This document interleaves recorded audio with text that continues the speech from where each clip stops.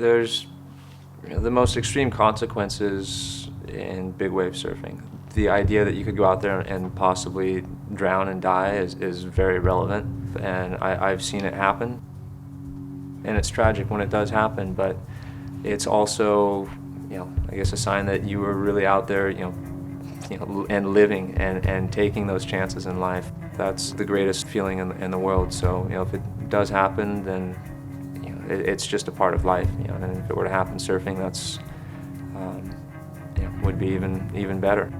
It does give you a really good sense of perspective on your place in the universe. We're pretty small in comparison to the bigger power of nature, and especially the ocean. It really gives you a deeper respect for the sea and a deeper respect for what these guys are doing when you consider that they're out, harnessing such an amazing amount of energy on a surfboard. Big wave surfer is somebody who dedicates their lives and themselves to actively pursue the world's largest waves around the globe. A 12-month of the year exploit, traveling from country to country, continent to continent, following the biggest storms and making sure that you're putting yourself the very biggest, the very best location at each time. In the end, it's all about surfing, and unless you're actually dropping down the face of one of these things, nothing else matters. So. When I first began there, I said, well, it's Hawaii and Peru had the only known big waves to ride, and then we just found so many more. And as we keep going, the search is part of the adventure. Every surfer wants to go find a wave of his own.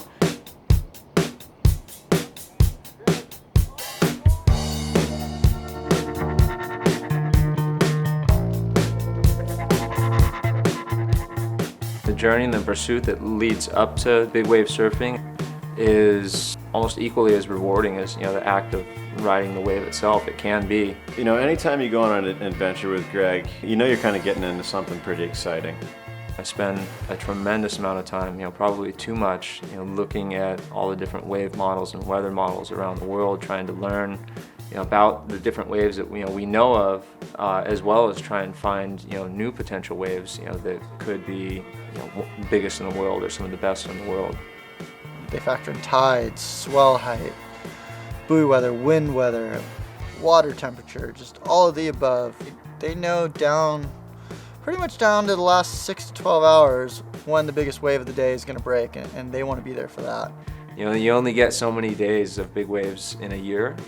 And even in a lifetime, and I personally want to make the very most of every single one of those opportunities. But usually when there's a big purple blob or a black blob in the middle of the ocean, that's when the phones start ringing, and that's when the texts start happening, and they happen at all hours of the night. And my girlfriend knows it'll be 2 in the morning, the phone will go off, and she's like, Big wave surfer like Greg Long really doesn't know what his schedule is going to be for the year.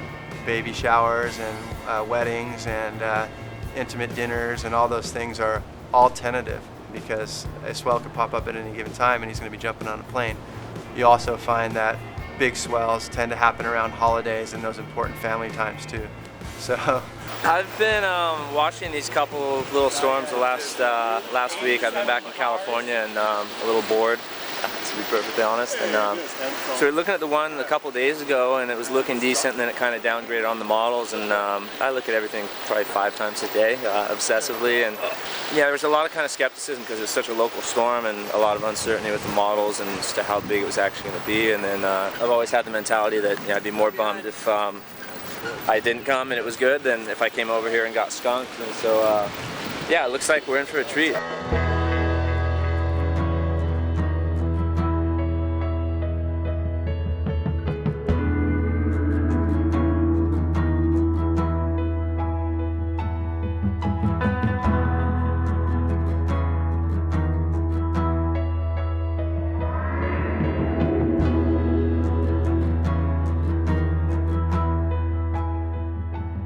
You look in a magazine, you look at 1/2000th of a second of a moment of what happened on a lifelong pursuit to get there. Let's say the photo of Greg on the yellow board in Porto. It's a sunny photo, it's a huge wave, you know, his arms are sprawled out. It's a beautiful moment.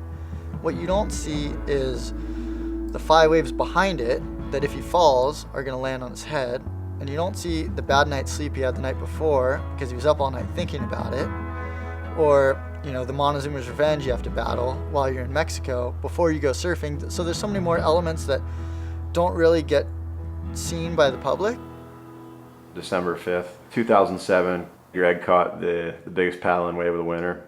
That whole swell, actually, we started at Mavericks the morning before. Mavericks was foggy. We went to Ghost Trees and we surfed Ghost Trees, and then got in the car, drove 12 hours all night, and went out to Todos the next morning.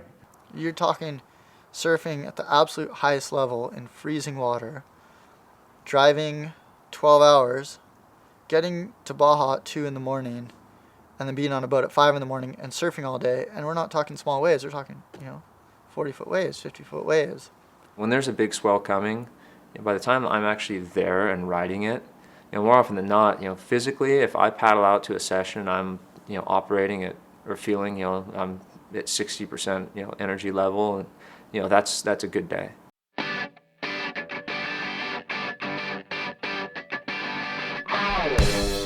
Training for me is a huge and integral part of my life, and why I can go out there and feel comfortable riding big waves. The adrenaline can keep you kind of up and going, and just obviously your own personal, dedication and desire to ride big waves will, is of the most importance. It'll help you get through it. Danger is a component of big wave surfing. It's a component of any kind of surfing. Anytime you're moving around in a dynamic environment, and especially when you've got an ocean that you can't really control. So it's hard to really draw the line as to say how dangerous is big wave surfing. I think that fear that goes into knowing what a wave can do to a person is what gives it that aura of concern, respect, and danger that is obvious to anyone. Well, the dangers in our sport of big wave surfing, and it is against nature, but I'll just say one thing, it's you're falling in water.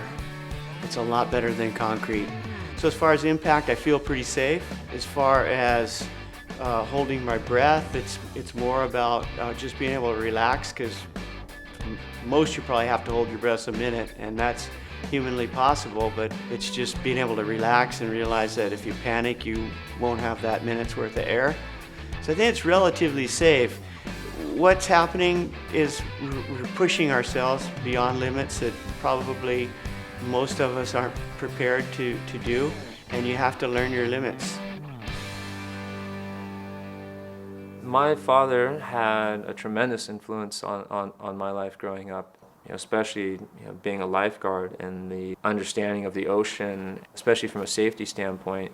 There's a lot of variables in the ocean that you can't control and you'll never be able to, but there are a lot of things on land, before and during, that you can manage, these risks. Physical preparation, your equipment, your safety precautions, your intelligence and overall understanding of the ocean, the swell directions and the tides, and when you're getting to certain places in the lineup, which way the currents might be shifting and how you need to navigate through these rocks. You can be the best surfer in the world, but if you don't know how to read the ocean, you're going to be absolutely hopeless. I'm sorry. He's not one to leave things to chance. Everything's pretty calculated. We'll roll the dice here and there. If it's 50-50 on the wind being right, or if the swell's going to fill in, we always err on the side of let's go and see rather than not go and miss it. So, but within that, you can only control so much, and I think sometimes that drives Greg a little bit nuts. On so many of these missions, especially when we started going out to Cortes Banks, there was a water safety team designated ski with a rescuer on it, a lifeguard that I would recruit to come out for the day. We would have a resuscitator and defibrillator on board the boat, treating it as a true mission as opposed to just let's go surfing. Cortes is surfing's Mount Everest, basically. It's 100 miles off the coast. It's out in the middle of nowhere. There's no land around for triangulation or reference or perspective. You're basically in the middle of the ocean with 60 to 80 foot waves, 400 yards to a mile long. The playing field is huge, the reef is enormous. It's incredibly scary. Cortes Bank is basically the outermost of California's Channel Islands. It just happens to be 6 feet below the surface. at this point in geologic history, and it's about 6,000 feet of ocean depth right off of it, and that's what causes these gigantic waves to break out there in the middle of the deep blue sea. It's a spot capable of holding a bigger wave, a bigger breaking, peeling wave than any other spot yet known. There have been a few moments in my life where I've, knowingly stepped over that line and gone into this, area where, we were so far removed from, it being safe or even relatively safe that, you could sit there and outright say that it was stupid.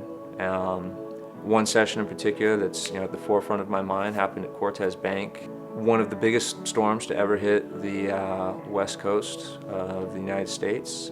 The night before the swell was set to hit, the models changed, and here we are presented with a 6-hour window going out in the middle of a storm to surf the swells that it created in hopes that there's 6 hours of light enough winds that we can surf before the next storm comes, and we can get back to safety in time.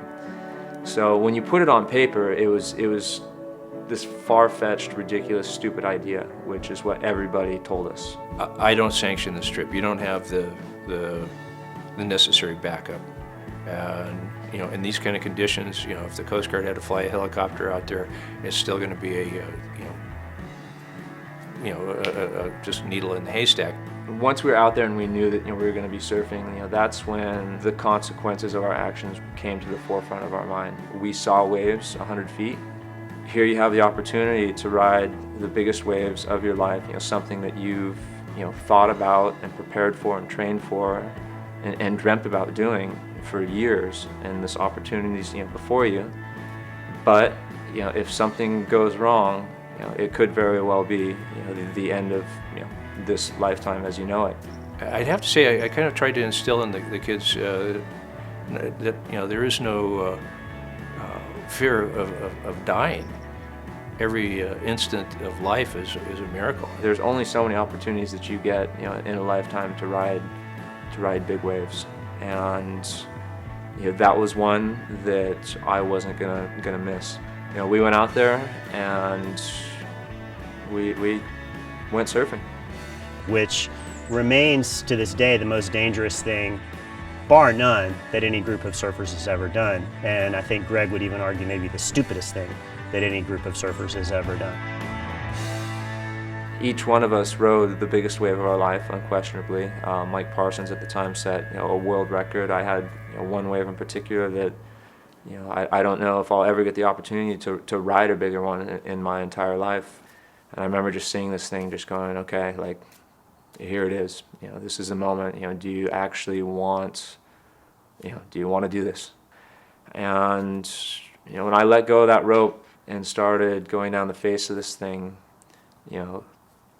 there was that thought of, this is it. This is everything that you've learned in your entire life coming to this moment, to ride this wave successfully. So you better not fucking fall, because this could be, probably would have been that wave that you disappear forever. There wasn't even a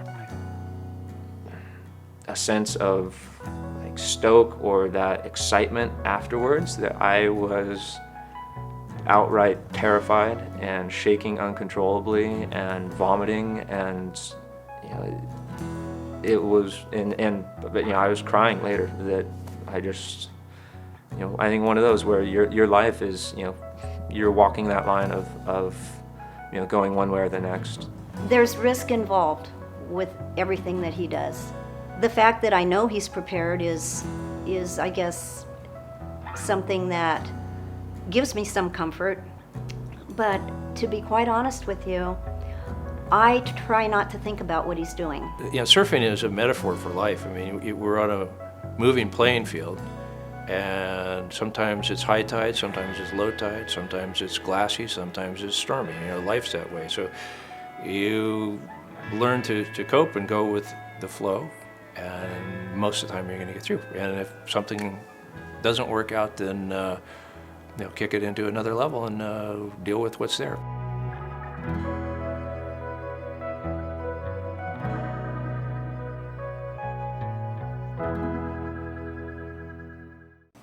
The worst wipeout experience of my life happened at Mavericks on a wave where I wasn't expecting it. It was a real long interval swell, just had a tremendous amount of energy behind it, and so a lot of the waves that were coming in weren't, catchable. So I sat out there and I waited for about an hour before I found a wave that looked good, that would give me a good entrance into it, which it did. I made the drop, made my first bottom turn, and then the whitewater overtook me. As soon as it hit me, it was like nothing I had experienced out there before.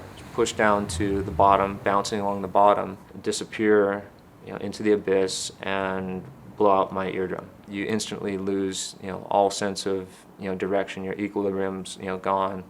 And not to mention this excruciating pain of, feels like an ice pick being, stuck into your head. I realized, okay, I still had my leash on, so I start climbing my leash to get to it because I've been down a long time. When, I'm probably about halfway back up, I'm hear the whitewater from the second wave coming. And it's a pretty sinking feeling when you're down there and you know that wave's coming. I was on Rob Brown's boat when Greg broke his eardrum. When you're watching the board tombstoning, and it's that was a very, very powerful swell, one of the most powerful ones I've seen at Mavericks. It was a 20-second plus interval, and the swell was just arriving. And when he went down, I knew it was bad, and that there was a high likelihood it would be a two-wave hold down. There was a moment there, a moment of panic, which is what will kill you essentially in the end. I regrouped my thoughts and, having that conversation with, okay, you're going to be fine. This is what you train and prepare for. All the while, knowing that you're running out of oxygen. If your leash breaks, then I'm going to be in serious shit because finding the surface will be next to impossible. And once that second wave subsides, I did the same thing. I couldn't swim because you'd take a stroke and I would just feel like I didn't know which direction I was going into. So I climbed my leash again. And all of a sudden, the board goes flat, and he comes up, and Jeff Clark was on the ski, pulls up on the ski right next to him, and he's swimming away from the ski. And I'm like, why is he swimming away from the ski? When you blow your eardrum, your equilibrium's totally thrown off. So he was swimming away from the ski, which was actually going towards the impact zone, and Jeff had to get off the ski, grab him, throw him on the sled. His leash stretched from 20 feet to over 40 feet. It was now stretched out to 40 feet. So his leash basically saved his life. He was able to climb it. He didn't know which way it was up. And so that was very sobering, watching my son potentially drowning. Ironically, that day at Mavericks, when I nearly drowned, which was the worst wipeout of my life, my mom was supposed to come out and watch. Like as she's getting ready to get on the boat, she decides, no, I'm not going to go. And thankfully she did, because I don't think she would ever be able to sleep at night. I know that had she been there, that would have probably been a hard one for her to accept, and would still be so every single day that I go ride big waves. They try and shield me from, I think, things that have happened that are maybe more dangerous or situations that have come up. And I know that things can happen, but I can't dwell on that. I just have to know that what he's doing is something that he loves. It's as much a part of him as breathing, eating, sleeping. It can easily be seen as selfish. A lot of people do. Why are you going out there risking your life for your own personal satisfaction? You've got people who care about you. Some people have family, and surfing big waves, it just becomes part of your heart and soul and who you are. And you can sit here and argue that, okay, yeah, it might be selfish, but at the same time, if I don't do it, I'm not being me, and I'm not living the life that I know I'm meant to be here and partake in. That I would be neglecting myself, and in turn, I would never be able to be my true, full, truthful self, and share the love and everything else with the rest of the world. So yeah, okay, I'll stop doing it, but then what? He knows why he's out there. The competition isn't why he's doing it. He's doing it for himself. That's Greg Long. That's his passion. He catches a big wave, free surfing, during competition, in his dreams. It doesn't really matter. That's who he is, and when he can feel that, that's when he's alive, and the rest of everything else just goes out the window.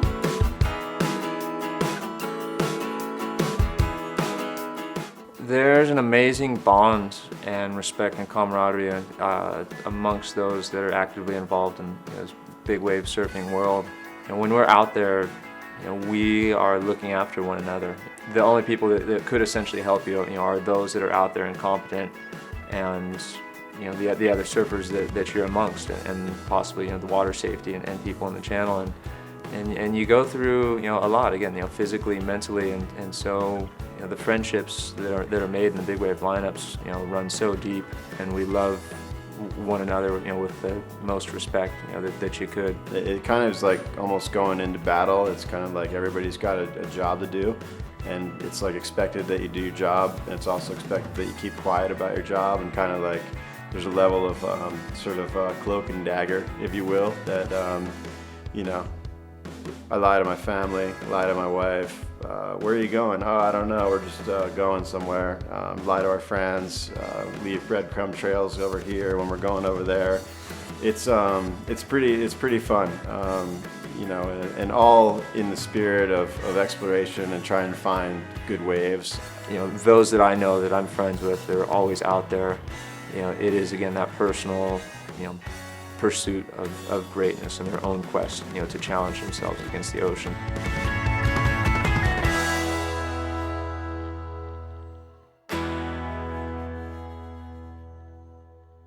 He's a good kid, and I just trust that. I always tell him when I email him, the last thing I say is just be safe, and I say don't do anything crazy. So